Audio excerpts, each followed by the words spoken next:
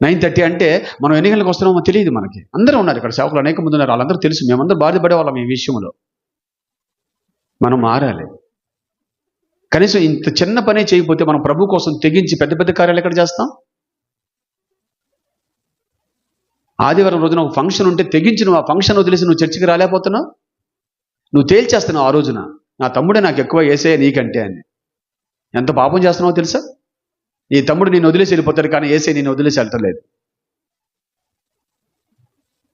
మనం కూడా తెగించాలండి దేవుని మందిరానికి రావడానికి. ఏదో ఒక ఆటంకం శాటను వేస్తూనే ఉంటాడు.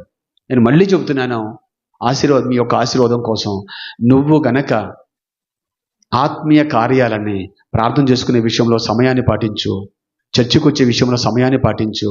ఏం జరిగిద్దో తెలుసా? నీ జీవితంలో ఏ సమయానికి ఏం జరగాలో దేవుడు అది చేస్తారు.